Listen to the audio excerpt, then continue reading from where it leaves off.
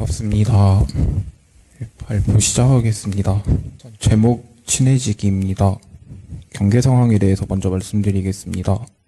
근무지에 친해지고 싶은 사람이 있었다. 근무할 때 사주와 타로를 풀이하면서 말을 터기 시작한 것을 계기로 현장에서 스몰톡을 잘 이어가는 사람이었다. 다만 연휴인지라 뭐하냐고 카톡을 보내보자니 일반적인 방식으로 번호를 알게 된 것도 아니었을 뿐더러 대화를 이끌어갈 만한 주제가 있었던 것도 아니었다.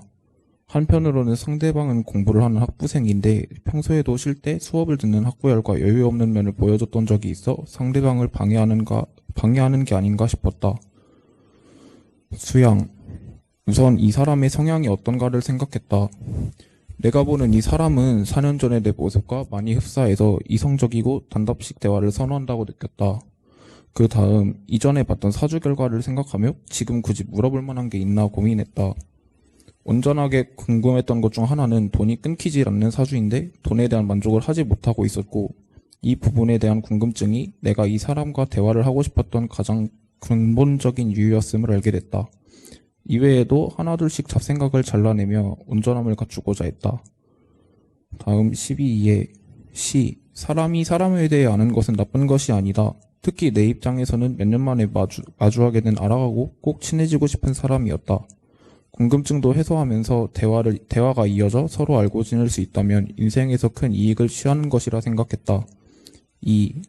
9월 말 퇴사인데 오늘을 계기로 다음에 그 사람을 만날 때 평소보다 대화가 잘 오가며 친한 관계가 될 수 있지 않을까 그런 생각을 했다. 한편으로는 내 궁금증이 이 사람에게 흑심을 품고 있기에 가진 것인가를 경계했다. 사람을 알고 싶은 것과 흑심은 종이의 양면 같은 요소라 생각하며 온전함을 갖출 때 가장 중요한 요소였다. 만약 내가 그렇다면 분명 둘 중 한 명에게는 경계가 생길 것이라는 판단했다.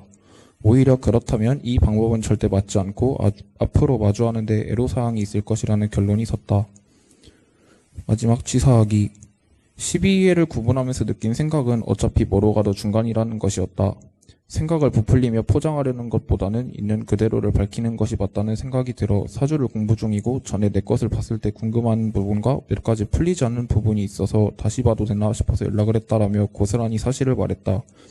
다행히 상대 측이 대화를 잘 받아준 결과 밤을 새며 대화를 이어갈 수 있었다.